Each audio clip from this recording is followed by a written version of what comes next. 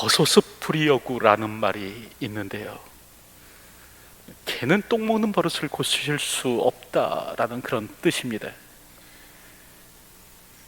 우리가 흔히 하는 말 가운데 차라리 개가 똥을 끊지라는 말이 있죠. 이 못된 버릇을 지속하는 사람을 향한 이 조롱의 말인데, 여러분, 이스라엘이 이와 같았습니다. 오늘 본문 1절을 보면 또 악을 행하였다라는 겁니다. 에웃이 죽으니 이스라엘 자손이 또 여호와의 목전에 악을 행하매. 여러분, 이처럼 죄악의 습성은 끊어내기가 좀 어렵습니다.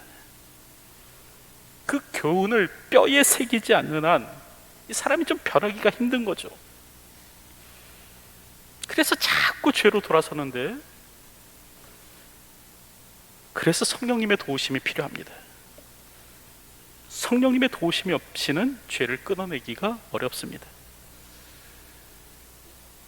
난 결코 죄로 돌아가지 아니하리라 해도 여러분, 이게 잘 안 되는 겁니다. 오늘도 성령의 은혜를 구하시는 분들이 되시기 바랍니다. 성령의 능력을 기도하십시오. 하나님의 성령께서 죄와 사망의 몸에서 나를 건져내어 주시도록 기도하시기 바랍니다. 오늘 본문을 보면 어쨌든 이스라엘은 다시 죄로 돌아가는 그런 일을 하게 되었는데, 그때 하나님께서는 하솔 왕 야빈의 손에 이스라엘을 파시죠. 여기서 하솔은 가나안 북쪽에 있는 가나안 제1의 도시였습니다.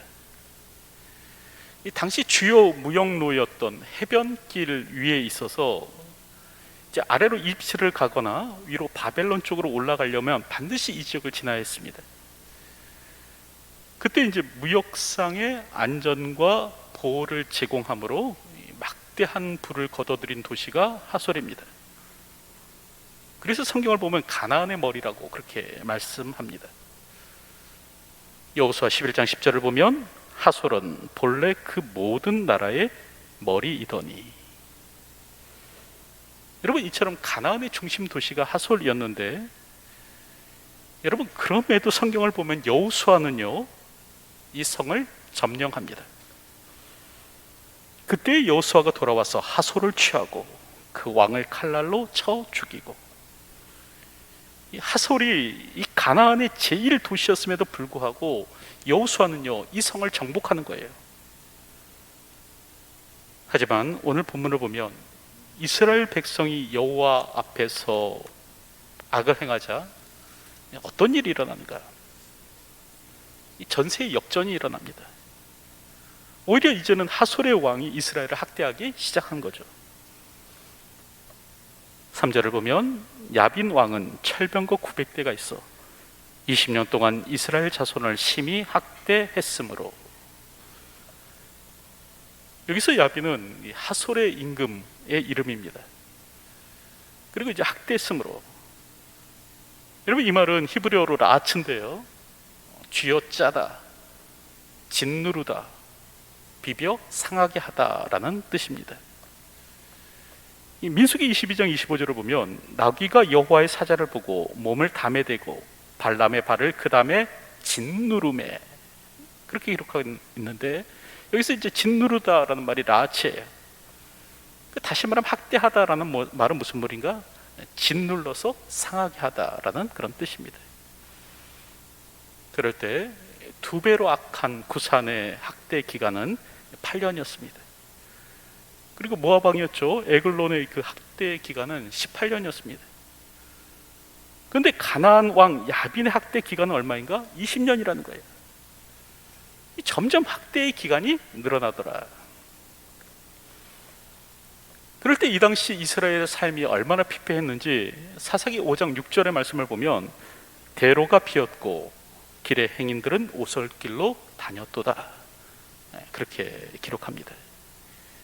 큰 길로도 다닐 수가 없었던 거예요. 가나안 왕의 눈을 피해갖고 뒷길로만 다녀야 했던 거죠. 이로 인해서 오늘 성경을 보면 이스라엘이 여호와께 부르짖는데, 여러분, 여기서 부르짖다라는 말은 신세 한탄과는 조금 다른 말이죠. 우리가 이 신세 한탄은 특별한 대상이 없습니다. 그러니까 다시 말하면 혼자 하는 넋두리죠. 누구 들으라고 하는 것이 아니라 내 신세가 왜 이렇게 처량한가, 혼자 하는 탄식입니다. 반면에 이 부르짖음은 그 대상이 있습니다. 누구를 향해 부르짖는 거죠. 그러므로 이 말은 혼잣말이 아니라 들으라고 하는 말입니다. 들으라고 하는 말. 다시 말하면 이스라엘이 부르짖었다라는 말은 뭐냐면 하나님께서 들으시도록 울부짖었다라는 말이죠. 오늘 공동번역 성경은 이 부르짖었다라는 말을 울부짖었다라는 말로 그렇게 번역하고 있습니다.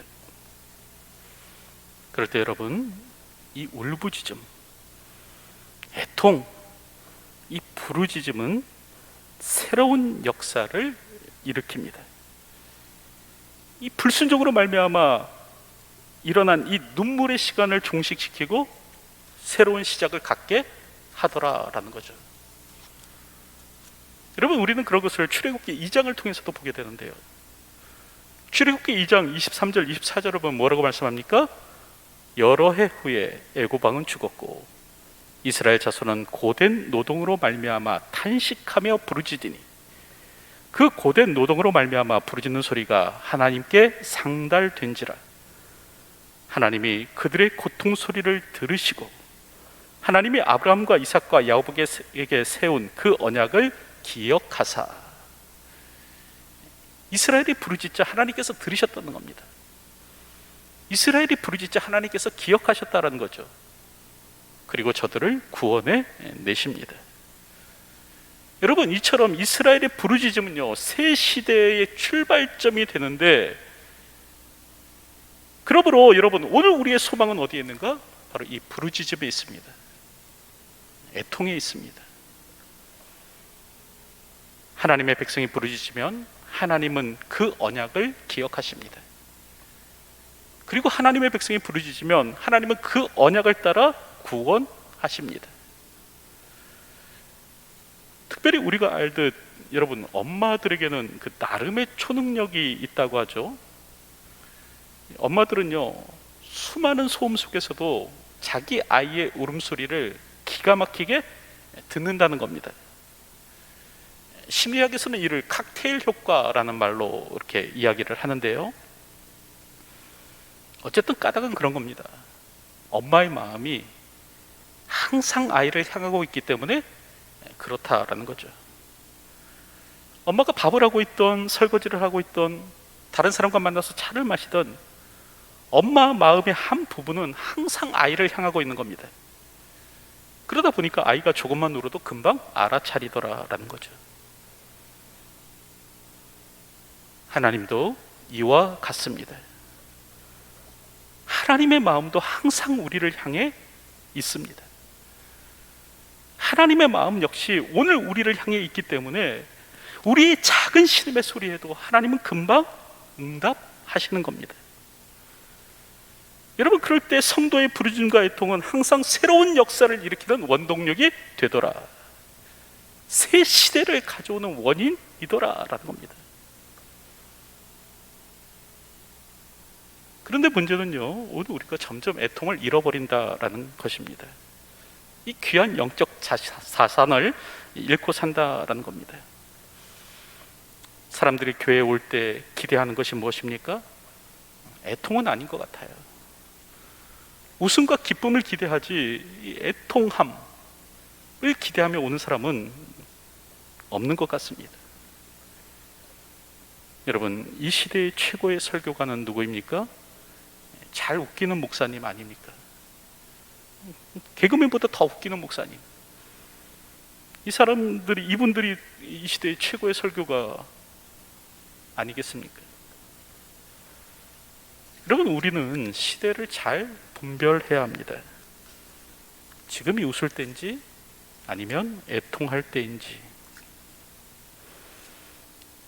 사람들은 천기를 분별할 줄 압니다. 이 팔다리가 쑤시면 내일 비가 올 줄 아는 거예요. 하지만 자신이 사는 시대가 어떠한지는 잘 알지 못합니다.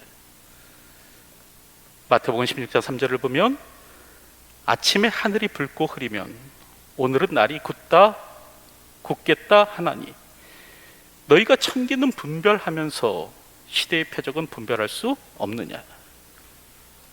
지금 예수님께서는 시대의 표적을 분별하라, 시대를 분별하라 말씀하고 계신 겁니다.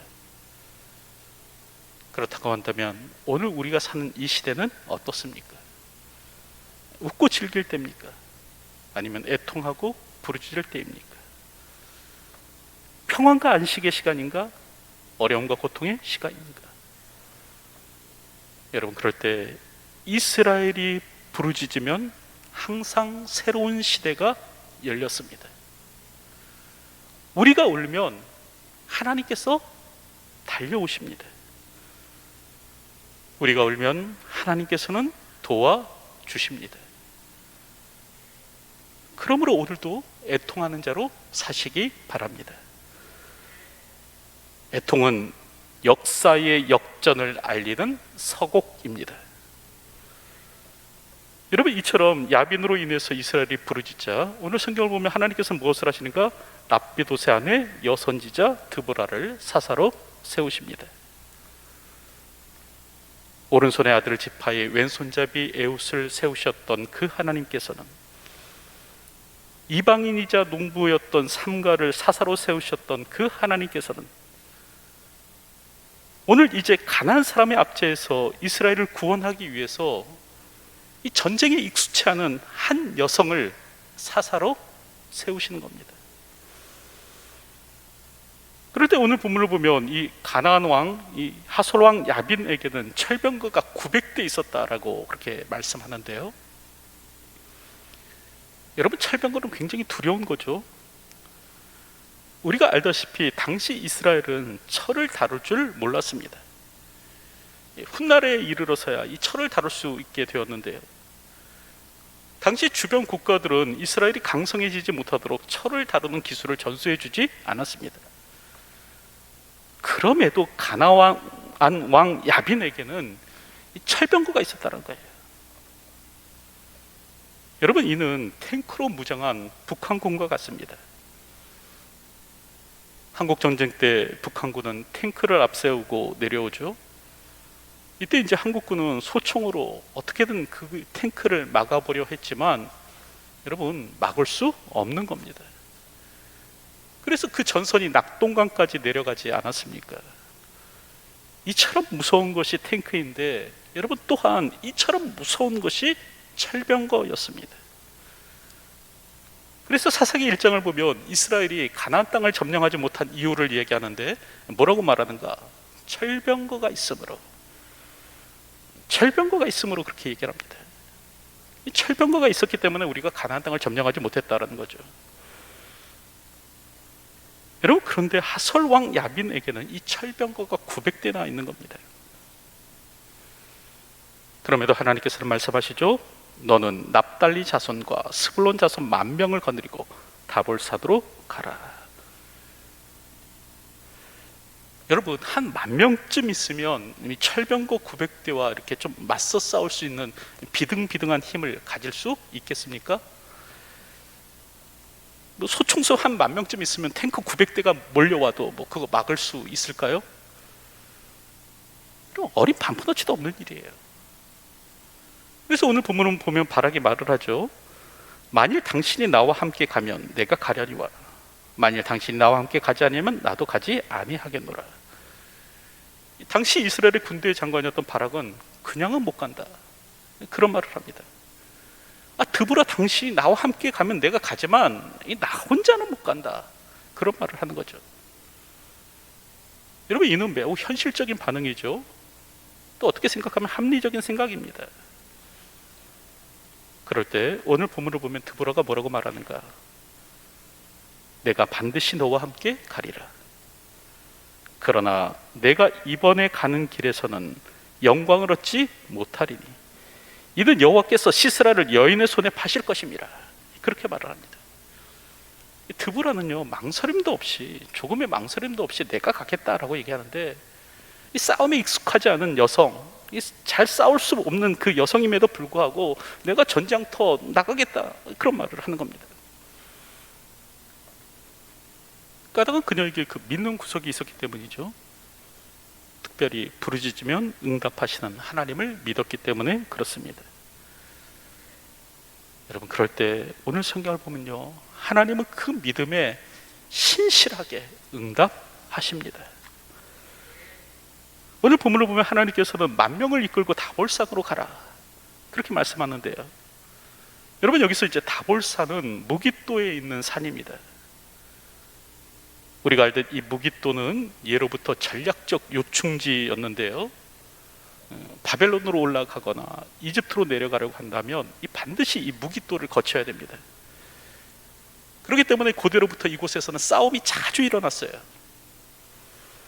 그래서 요한계시록 16장 16절을 보면 마지막 때에 사탄이 악한 왕들을 불러 모아서 하나님의 백성과 일전을 벌일 곳으로 어디를 얘기하는가? 이 무깃도를 얘기합니다. 이 무깃도의 이 헬라어 이름이 아마겟돈이에요. 우리가 잘 아는 이 아마겟돈이라는 말은 이 무깃도의 헬라식 이름입니다. 그런데 하나님께서는 이 무깃도의 다볼산에 진을 쳐라, 이렇게 말씀하시는데요, 여러분, 그럴 때 이는요, 일장일단이 있는 명령입니다. 우리가 알듯 이 병거는 산지에서는 조금 취약하죠. 아무리 말이 끄는 병거라고 할지라도 이 산을 오를 때에는 좀 이게 쉽지 않은 겁니다. 그러므로 이제 병거가 없는 군대에는 진을 칠 때 산 위에 치는 것이 유리합니다. 하지만 적군이 산을 둘러싸 버리면 이게 크게 곤란해지는 거예요. 독에 든 쥐꼬리 되고 맙니다. 일거에 몰살 당할 수도 있는 것이죠. 이처럼 일장일단이 있는 명령인데 하나님께서는 그렇게 말씀하시는 거예요. 그러면 내가 야빈의 병거들을 기손 강가로 오게 하겠다, 그렇게 말씀하는 겁니다. 여러분, 우리가 알듯 병거는 평지에서 싸워야 합니다. 그렇죠? 평지에서 위력이 배가가 되는데, 그러므로 기손 강가에 진을 치는 것은 나쁜 일이 아닙니다. 특별히 당시는 건기였습니다. 그렇기 때문에 땅이 막 돌처럼 딱딱하게 굳어진 상태예요. 그러므로 기손 강가에 진을 치는 것은 전혀 문제가 될 일이 아니었죠. 하지만 여기에 하나님의 노림수가 있었습니다. 야빈의 병거들이 기손 강가에 진을 쳤을 때 하나님께서는 어떻게 하시는가? 이 비와 구름을 몰고 오사 폭우를 쏟아 부으십니다.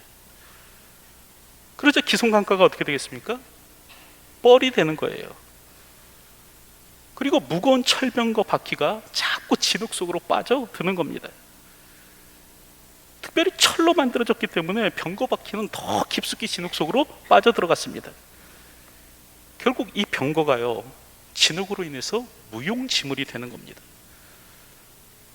또한 저들이 입고 있던 갑옷 역시도 이제는 거추장스러운 짐이 되는 겁니다. 이 갑옷 때문에 몸을 제대로 움직일 수가 없고, 이 갑옷으로 인해서 발이 점점 진흙 속으로 깊이 빠져들어가는 겁니다. 그때 폭우로 인해서 범람한 강물이 몰아닥치게 되고, 이 뻘과 사투를 벌이던 이 야빈의 군대를 휩쓸고 지나가게 됩니다. 그래서 야빈의 군대가 망하게 되는 거예요. 여러분, 이처럼 오늘 성경을 보면 하나님께서는 놀라운 방법으로 이스라엘을 구원해 내시는데, 그러므로 오늘 우리가 해야 될 일은 무엇인가? 첫째로요, 하나님을 더욱 신뢰해야 합니다. 하나님을 더욱 믿고 하나님을 더욱 의지해야 하는 것이죠. 하나님 말씀대로 살아갈 수 있어야 합니다. 하나님은 믿음의 사람을 사용하십니다.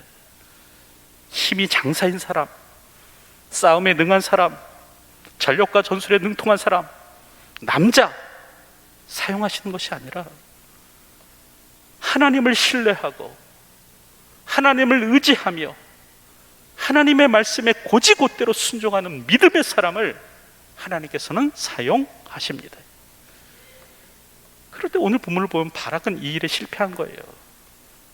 그래서 어떻게 됩니까? 적장의 목을 베는 영광을 빼앗기게 됩니다. 하나님께서는 바락이 아닌 이제 한 평범한 가정주부인 야일을 통해서 이 야빈의 군대 장관 시스라를 잡는 거예요. 한 가정주부가 시스라를 죽였다라는 것은 여러분 꼭 이스라엘의 군대 장관이 아니어도 상관없다는 겁니다. 하나님은 그 누구를 통해서도 일하실 수 있다는 거죠. 오늘도 하나님께서 사용하실 만한 믿음의 사람이 되시기 바랍니다. 하나님을 향한 믿음으로, 하나님을 향한 신뢰로 하나님께서 마음껏 사용하실 만한 믿음을 갖춘 인물이 되십시오. 우리가 잘 알듯 요한일서 5장 4절을 보면 무릇 하나님께로부터 난 자마다 세상을 이기느니라. 세상을 이기는 승리는 이것이니 우리의 믿음이니라. 오늘 우리에게 믿음이 있다면 오늘 우리는 넉넉히 세상을 이기며 살아갈 수 있을 것입니다. 여러분, 그럴 때 둘째로요, 과거 우리가 자랑하던 것, 과거 오늘 우리를 이롭게 하던 것이 오늘 우리에게 치명적인 위협이 될 수도 있다는 것을 알아야 합니다. 과거에 나를 성공으로 이끌었던 이것이 오늘 나를 망하게도 할 수 있다는 거죠. 여러분, 그동안 가나안 왕 야빈은 이 철병거 때문에 승리했습니다. 이 철병거로 말미암아 승승장구하며 살았는데, 하지만 오늘 본문을 보면 야빈은 이제 이 철병거로 인해서 패하게 되는 것이죠. 오늘 우리가 자랑하던 그것이 오늘 우리를 위태롭게 만들 수도 있다는 겁니다. 여러분, 그럴 때 그것이 비단 철병거만 이겠습니까? 이는 돈도 그렇고 명예도 그렇고 권력도 그런 겁니다. 사람들은 이것을 의지하고 이것을 자랑하지만 어느 날 이것이 내 목줄을 쥘 수도 있다는 것을 우리는 알아야 합니다. 그러므로 돈이 많다고 자랑하지 마십시오. 많이 배웠다고 뽐낼 필요가 없습니다. 힘을 가졌다고 어깨에 힘주고 다닐 이유가 없는 거예요. 어느 날 이것이 나의 목줄을 쥘 수도 있다는 거죠. 우리 하나님은 역전의 하나님이십니다. 우리가 의지하던 모든 것을 일순간에 무너뜨릴 수 있는 분이십니다. 우리가 자랑하는 그것을 한순간에 허물어 버릴 수 있는 분이 우리 하나님이세요. 그러므로 괜히 의시될 필요가 없습니다. 어깨에 힘주고 살 필요가 없는 거예요. 교만해서는 안 되는 거죠. 오늘도 내가 자랑하는 그것이 나를 망하게 할 수 있다라는 것을 명심하십시오. 그렇다고 한다면 지금 내가 자랑하는 것은 무엇입니까? 그동안 나를 승리로 이끌었던 것은 무엇입니까? 여러분, 그것이 오늘 나를 무너지지 않도록 해야 합니다. 그것 때문에 망하는 일이 없도록 조심해야 하는 것이죠. 어떤 사람은 병거, 어떤 사람은 말을 의지하나 우리는 여호와 우리 하나님의 이름을 자랑하리로다. 오늘도 병거나 말이 아닌 하나님의 이름을 자랑함으로 이 땅을 살아가는 저희가 되었으면 합니다. 이제 말씀을 맺으려고 하는데, 여러분, 애통은 역사의 역전을 알리는 서곡입니다. 새 시대를 여는 방법이죠. 하나님은 당신의 백성의 부르짖음, 애통하는 목소리를 들으시고 일하십니다. 그때 특별히 여러분 믿음의 사람을 사용하시는데요, 하나님의 말씀을 의지하는 자, 하나님의 말씀을 신뢰하는 자, 하나님의 말씀대로 행하는 사람을 사용하십니다. 외적 조건이 아니에요. 오늘 우리는 외적 조건만을 따지는데 외적 조건이 아닙니다. 하나님은 그 사람의 믿음을 보고 그 사람을, 하나님을 향한 신뢰를 보고 사용하십니다. 그러므로 쓸데없는 것, 세상의 돈이나 명예나 지식이나 권력이나 배경 자랑하지 마십시오.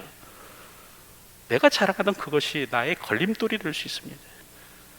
내가 자랑하는 그것 때문에 내가 망할 수도 있는 거예요. 오늘도 이것을 알고 겸손하게 하나님만 의지하는 분이 되셨으면 합니다. 어떤 사람은 병거, 어떤 사람은 말을 의지하나 우리는 여호와 우리 하나님의 이름을 자랑하리로다.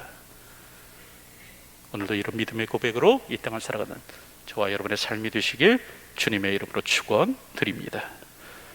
기도하겠습니다. 하나님, 오늘도 성령께서 우리 마음을 주장하여 주시사 애통하며 회개할 수 있는 마음 허락하여 주시고, 오늘도 우리의 눈물을 보시고 새로운 역사를 쓰시는 하나님을 기대하며 오늘도 믿음 가운데 이 땅을 사는 저희들이 될 수 있도록 도와주시기를 소원합니다. 더욱 하나님을 신뢰하며 더욱 하나님만을 자랑하는 인생 되게 하여 주시고, 내가 자랑하는 그것이 나의 삶의 걸림돌이 될 수 있음을 기억하며 오늘도 더욱 하나님만을 의지하며 겸손하게 하나님만을 붙잡고 사는 인생 되게 하여 주시옵소서. 예수님의 이름으로 기도하옵나이다. 아멘.